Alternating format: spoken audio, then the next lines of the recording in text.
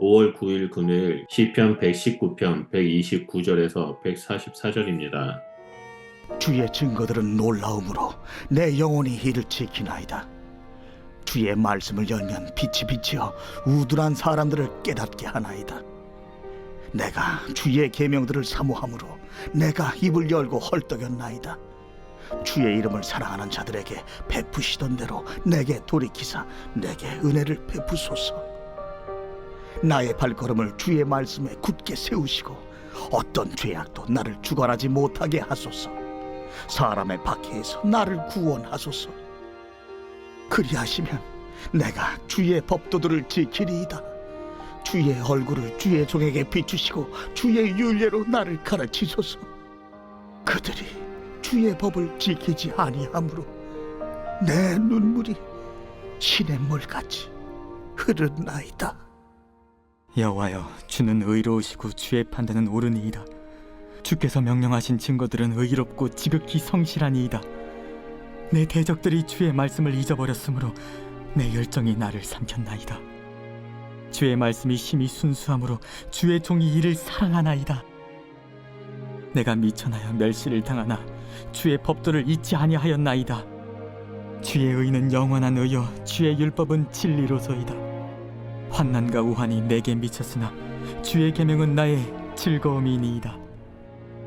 주의 증거들은 영원히 의로우시니 나로 하여금 깨닫게 하사 살게 하소서.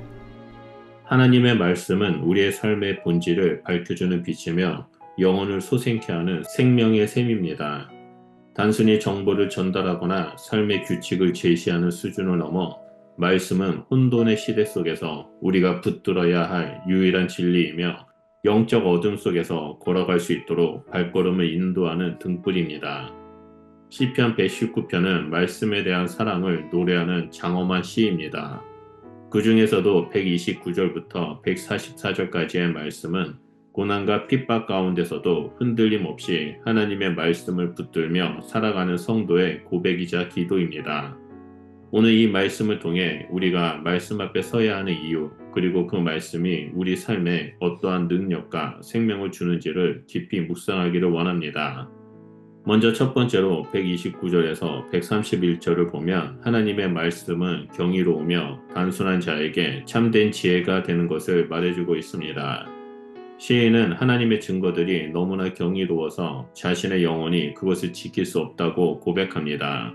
이 고백은 단순한 감탄을 넘어서 말씀의 깊이와 신비로움이 삶의 중심을 사로잡고 있다는 신앙의 반응입니다. 말씀이 경이롭다라는 고백은 그저 놀라운 내용을 담고 있기 때문만이 아니라 그 말씀 속에 살아계신 하나님의 뜻과 능력이 담겨 있기 때문입니다. 시인은 입을 열고 헐떡이며 하나님의 계명을 갈망한다고 고백하는데, 이는 갈증난 자가 물을 찾듯이 영혼 깊은 갈망에서 비롯된 반응입니다. 세상의 많은 정보와 지식이 사람의 머리를 채우지만 하나님의 말씀은 영혼을 살리는 지혜를 줍니다. 그래서 단순한 자, 곧 세상의 계산이나 복잡한 논리보다 마음이 정직하고 겸손한 자는 오히려 그 말씀을 통해 깊은 지혜를 얻게 됩니다. 우리는 말씀 앞에서 스스로를 낮출 때 비로소 그 말씀의 능력과 생명을 경험할 수 있습니다. 말씀이 놀랍다라는 시인의 고백은 결국 그 놀라움 앞에 순종하며 살고자 하는 결단으로 이어지며, 그 경이로움은 말씀에 대한 사랑과 헌신으로 꽃피웁니다. 두 번째로 132절에서 136절을 보면 하나님의 말씀은 어두운 세상에서 우리의 길을 비추며 인도하시는 빛입니다. 세상이 혼돈하고 도덕적 기준이 무너지는 시대에 시인은 하나님의 얼굴이 자신의 삶 가운데 비추어지기를 구합니다.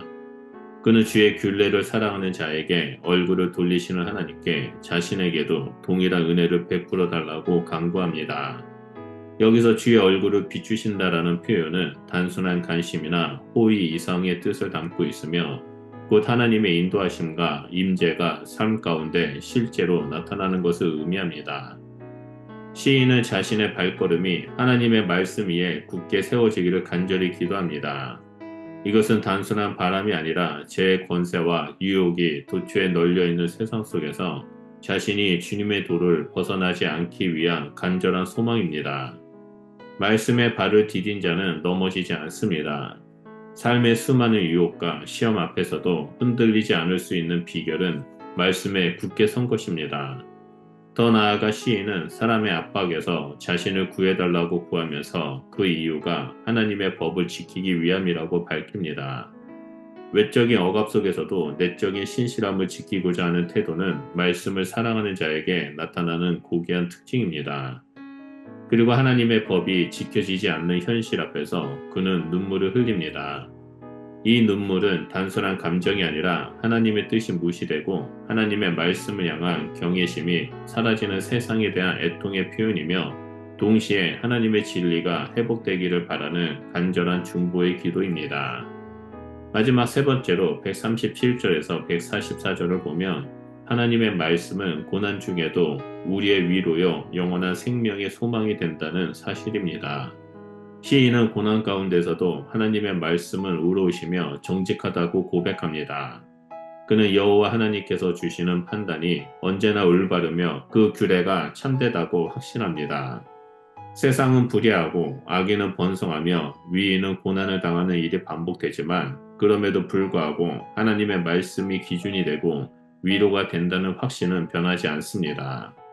시인은 자신의 열심이 자신을 소멸시킬 정도라고 말하는데 이는 말씀을 향한 열정이 단지 뜨거운 감정이 아니라 전 존재를 소진할 만큼 열렬한 헌신임을 의미합니다.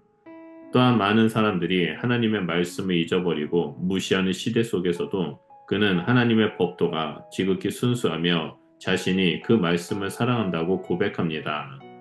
여기서 순수하다라는 것은 어떤 혼합됨이나 타협이 없는 완전하고 온전한 진리를 의미합니다. 고난과 우환이 밀려오더라도 그 말씀은 시인의 즐거움이 되었고 시인은 그 즐거움 안에서 다시금 힘을 얻습니다. 우리가 인생의 가장 어두운 밤을 지나갈 때 하나님의 말씀이야말로 우리를 붙들어주는 유일한 등불이 되며 잠잠히 기다리게 하고 끝내는 회복을 약속하는 희망이 됩니다. 마지막으로 그는 하나님의 증거들이 영원히 의롭기 때문에 자신이 그것을 깨닫고 살게 되기를 구합니다. 말씀을 단지 듣는 데서 머물지 않고 깊이 깨닫고 그것을 따라 살아가기를 구하는 이 기도는 말씀과 삶이 하나 되기를 바라는 모든 신자의 갈망을 대표합니다. 말씀을 통해 우리는 잠시의 위안이 아니라 영원한 생명의 길로 인도함을 받습니다. 시편 기자의 고백은 오늘 우리에게도 여전히 유효합니다. 하나님의 말씀은 이 시대의 혼란과 제약 속에서도 유일하게 변하지 않는 기준이며 생명을 주는 능력입니다. 말씀을 경이롭게 여기고 깊이 사모하며 날마다 그 말씀 안에 뿌리를 내릴 때 우리는 세상에 흔들리지 않고 하나님의 뜻을 따라 살아갈 수 있습니다. 하나님의 말씀은 단지 지식으로 머무는 것이 아니라 우리 삶의 등불이 되어 발걸음을 인도하고 고난의 시간을 이겨내는 기쁨이 되며 결국 영원한 생명으로 우리를 인도합니다. 따라서 오늘도 그 말씀 앞에 머물며 살아있는 말씀을 듣고 지키고 살아내는 저와 여러분이 되시길 간절히 축원드립니다. 기도하겠습니다. 사랑의 하나님, 주의 말씀은 우리의 등불이며 생명임을 고백합니다. 혼란한 세상 속에서 주의 말씀을 경이롭게 여기고 날마다 그 말씀을 사모하며 살아가게 하여 주시옵소서. 제 유혹 앞에서 말씀으로 저희를 굳게 세우시고 고난 중에도 그 말씀이 위로와 기쁨이 되게 하여 주시옵소서. 주의 말씀을 더욱 깊이 깨달아 참된 생명을 누리는 하루하루가 되게 하여 주시옵소서. 예수 그리스도 이름으로 기도드립니다. 아멘.